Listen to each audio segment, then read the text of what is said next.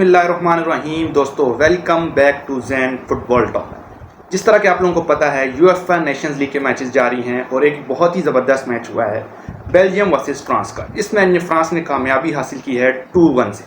France की तरफ से दोनों गोल मारे हैं कूलो मोआनी ने, और जो बेल्जियम है उसकी तरफ से गोल मारा है ओपेंडा ने। बड़ा ही खूबसूरत हेडर मार के बेल्जियम का जो गोल है वो हुआ।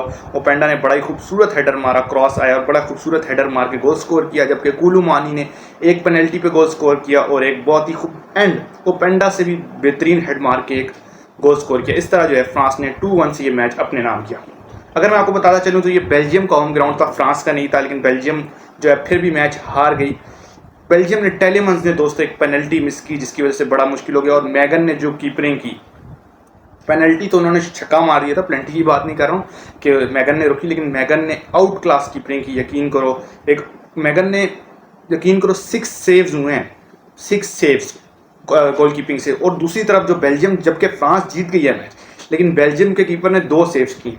मतलब जो रेशो था ना गोल की तरफ जाने का, अटैक होने का, वो ज़्यादा था बेल्जियम की तरफ से। इस तरफ पोजीशन जो है 54% जो है फ्रांस ने रखी है, 46% पोजीशन बेल्जियम ने रखी है। मैगन की कीपिंग अमेजिंग थी, डिग्ने ने बहुत ही ज़बरदस्त डिफेंस की। उसके अलावा अगर मैं आपको बताऊं कि ओपेंडा ने जो गोल मारा है, ओपेंडा ने गेम भी बहुत ज़बरदस्त खेला। ओपेंडा ने पूरे मैच में बेल्जियम की तरफ से कोशिश की, लेकिन मैगन जो है उन्होंने इनको गोल नहीं मारने दिया। उसके अलावा ट्रोसार्ड की बात ना करूँ तो ये भी एक गलत होगा। ट्रोसार्ड ने बड़ा ही ज़बरदस्त मैच खेला, अमेजिंग पासिंग की, शॉर्ट पासेस बड़े अच्छे खिलाए, लॉन्ग पासेस भी बड़े अच्छे खिलाए, लेकिन अनफॉर्चुनेटली बेल्जियम ये मैच हार गया। टेलेमंस के, जिस तरह मैंने आप लोगों को बता चुका हूँ, पेनल्टी जो उन्होंने मिस की, अगर वो पेनल्टी टेलेमंस मार देते तो ये मैच जो है वो बेल्जियम जीत भी सकता था, क्योंकि अगर फर्स्ट हाफ में मिल जाता बेल्जियम को तो आप लोगों को पता है पूरा सिनेरियो जो है वो चेंज हो जाता है मैच का। इस तरह फिर बेल्जियम ये मैच जीत भी सकता था, लेकिन टेलेमंस ने छक्का मार के पेनल्टी मिस की। यार डेम्बले का एक प्रॉब्लम है, डेम्बले ने बड़ा अच्छा गेम खेला। डेम्बले की जो रन है यार, मैं उसका बड़ा फ़ैन हूँ, जो वो मतलब रन करता है, लेकिन उससे फिनिशिंग नहीं होती, उसका क्रॉस ही नहीं आते। अगर वो चीज़ सीख ले तो यकीन करो वो बहुत ही, वैसे ही बहुत हाई क्लास प्लेयर है, लेकिन और ज़्यादा अच्छा प्लेयर बन सकता है। इसके अलावा टोकोमिनी को दो येलो कार्ड हुए, जिसकी वजह से टोकोमिनी को रेड कार्ड मिला, पेनल्टी भी उनको मिली थी, ठीक है। इस वजह से ही कूलू मानी ने जो पेनल्टी मारी वो इस वजह से ही मारी थी, ठीक है। उसके बाद फ्रांस के अगर मैं डिफेंस की बात करूँ, कोंडे की, सलीबा की, कोनाटे की और डिग्ने की, सारों ने बहुत अच्छा खेला भाई। कोंडे, क्योंकि मैं एज अ बार्सिलोना फैन हूँ, तो कोंडे का यार मुझे समझ नहीं आती, वैसे वो पता नहीं अजीब सी हरकतें करता है। कभी कोई फैशन वीक में जा रहा है, स्क्रीमें लगवा रहा है, पता नहीं क्या क्या करता रहता है, लेकिन जब आती है मैच की बारी, गेम खेलने की बारी, तो अमेजिंग गेम जो है डिस्प्ले करके देता है। उसके बाद जो है बेल्जियम की तरफ से डी ब्रायने नहीं खेल रहे थे, ठीक है, तो मैं उनकी एक इंजरी थी, वरना जो है मैच काफ़ी आपको अच्छा देखने को मिलता, लगता कि चेंजेस आई है। उसके बाद सेकंड हाफ में जो है नुकुनकू को लेके आए, कमाविंगा को लेके आए फ्रांस वाले, लेकिन ज़्यादा कोई डिफरेंस मुझे नज़र नहीं आया, फ्रांस उसी तरह खेल रही थी। उसके बाद एम्पापे की बात करूँगा मैं ज़रूर। एम्पापे ने जो है वो फेक इंजरी, भाई एम्पापे कोई इंजर्ड नहीं है भाई दोस्तों। उसका जो एक वो उसने अभी टॉक चल रही है कि भाई उसने कहा कि मैं सिर्फ फ्रांस की तरफ से इंपॉर्टेंट मैचेस खेलूंगा। क्यों भाई, आप एक इंटरनेशनल साइड की तरफ से क्या मतलब सिर्फ वो खेलोगे, अपना इंपॉर्टेंट मैचेस खेलोगे, और आप चाहते हो कि आप बैलन डोर जीतो, रियल मैड्रिड की तरफ से। ये बात भी है कि एम्बाप्पे जो है फ्रांस नेशनल है, मतलब वो पैदाइशी वहाँ के नहीं है, बस नहीं है प्लेस, इस वजह से शायद उनका इतना नहीं है, बस वो खेलना चाहते हैं।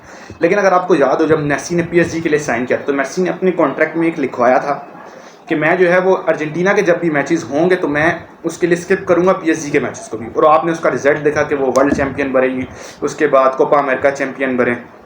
अगर मैं स्टैंडिंग्स की बात करूं इनके टेबल में, तो इनके 4 टीम्स हैं, इटली है, फ्रांस है और बेल्जियम है, और एक चौथी टीम है जिसका मैं नाम लेना नहीं पसंद करता, ठीक है, तो आप लोग समझ ही गए होंगे। इटली टॉप पे है ग्रुप में 4 मैचेस के साथ 10 पॉइंट्स हैं। इसी तरह सेकंड में फ्रांस है 4 मैचेस के साथ 9 पॉइंट्स हैं। इसी तरह थर्ड पे जो है वो बेल्जियम है 4 मैचेस के साथ 4 पॉइंट हैं। तो इक्वल चल रहा है, कोई इतना बड़ा मैं कहूँ कि वो नहीं है, डिफरेंस नहीं है। फ्रांस और इटली के नंबर्स में 10 और 9 पॉइंट्स हैं।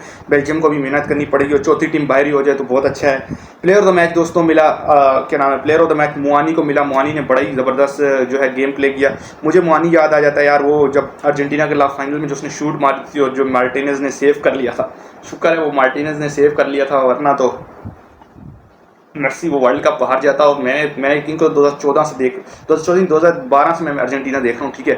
2014 का फाइनल मैंने देखा है लाइव, रात को था फाइनल सही। वो जब हम हारे तो मुझे बड़ा दुख हुआ था। मैं छोटा था लेकिन मुझे बड़ा दुख हुआ था। और अब जो है जब जीते 2022 में जाके तो दिली खुशी हुई थी यार, एक बंदे को सपोर्ट किया पूरे कैरियर में 12-15 साल और लास्ट में वो वर्ल्ड कप जीता। तो मुझे बड़ा मज़ा आया था वो मेसी का वर्ल्ड देखते। और मुझे कोलू मुआनी याद आ जाता है भाई, जब भी मैं वो एमी मार्टिनेज ने क्या कीपरिंग की थी, उसका बहुत बहुत शुक्रिया कि उसने वो पेनल्टी जो है वो सेव कर ली थी और मेसी वर्ल्ड कप विनर बन पाए। ठीक है, उसके अलावा बड़ा ज़बरदस्त है जो नेशंस लीग के मैचेस चल रहे हैं। जर्मनी नीदरलैंड का भी मैच हुआ, जर्मनी ने 1-0 से मैच जीत लिया। और भी दोस्तों काफ़ी अच्छे अच्छे नेशंस लीग के मैचेस हो रहे हैं। मैं आप लोगों के लिए मैचेस की जो है वो अपडेट लाता रहूँगा, उसके अलावा रिव्यू भी लाता रहूँगा। अगर वीडियो पसंद आई है तो इसे लाइक कर दो, चैनल को लाजमी सब्सक्राइब करना ताकि वीडियो और ये चैनल और लोगों तक पहुँच सके और लोग इस पर ये चैनल जो है वो ग्रो हो सके। तो दोस्तों अगली वीडियो तक के लिए अल्लाह हाफिज़।